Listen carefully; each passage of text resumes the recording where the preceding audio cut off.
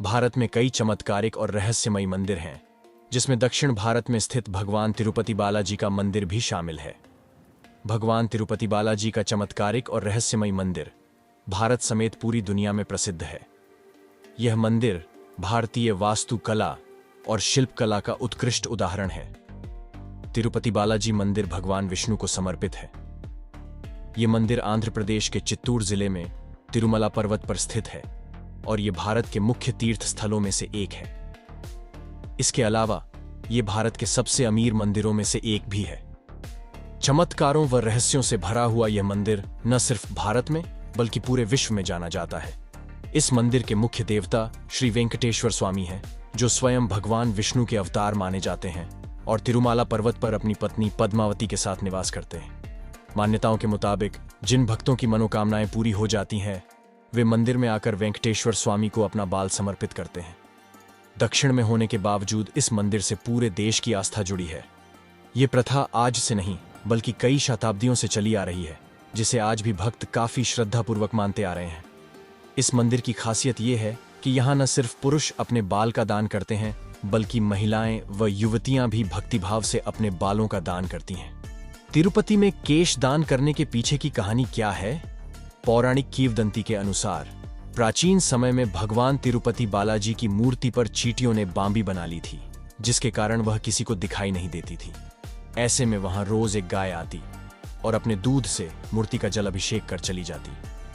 जब इस बात का पता गाय मालिक को चला तो उसने गाय को मार दिया, जिसके बाद मूर्ति के सिर से खून बहने लगा। इस पर एक महिला ने अपने बाल काटकर बालाजी के सिर पर रख दिया। इसके बाद भगवान प्रकट हुए और महिला से कहा, यहां आकर जो भी मेरे लिए अपने बालों का त्याग करेगा, उसकी हर इच्छा पूरी होगी। तभी से ये केशदान की परंपरा चली आ रही है।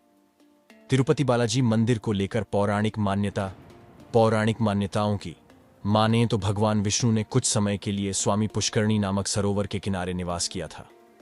यह सरोवर तिरुमाला के पहाड़ी पर स्थित है, इसीलिए तिरुपति के चारों ओर स्थित पहाड़ियां शेषनाग के 7 फनों के आधार पर बनी सप्तगिरी कहलाती हैं। श्री वेंकटेश्वरया का यह मंदिर सप्तगिरी की 7वीं पहाड़ी पर स्थित है, जो वेंकटाद्रि नाम से भी जाना जाता है। कहा जाता है कि मंदिर में स्थित प्रभु की प्रतिमा किसी ने बनाई नहीं है, बल्कि ये स्वयं ही उत्पन्न हुई है। तिरुपति बालाजी मंदिर को टेम्पल ऑफ 7 हिल्स भी कहा जाता है। इस मंदिर का निर्माण करीब 3री शताब्दी के आसपास में हुआ है, जिसका समय समय अलग अलग वंश के शासकों द्वारा जीर्णोद्धार कराया गया है। 5वीं शताब्दी तक यह मंदिर सनातनियों का प्रमुख धार्मिक केंद्र बन चुका था। कहा जाता है कि इस मंदिर की उत्पत्ति वैष्णव संप्रदाय ने की थी। 9वीं शताब्दी में कांचीपुरम के पल्लव शासकों ने यहां कब्जा कर लिया था। इस मंदिर के ख्याति प्राप्त करने की बात की जाए तो 15वीं शताब्दी के बाद इस मंदिर काफी प्रसिद्ध मिली, जो आज तक बरकरार है। तिरुपति बालाजी मंदिर की कहानी कहा जाता है कि एक बार भगवान विष्णु अपनी पत्नी लक्ष्मी के साथ क्षीर सागर में अपने शेष शैया पर विश्राम कर रहे थे। तभी वहां भृगु आर्षि आए और उनके छाती पर एक लात मारी। इस पर क्रोधित न होकर विष्णु जी ने भृगु आर्षि के पांव पकड़ लिए और पूछा कि ऋषिवर, आपके पैरों में चोट तो नहीं लगी?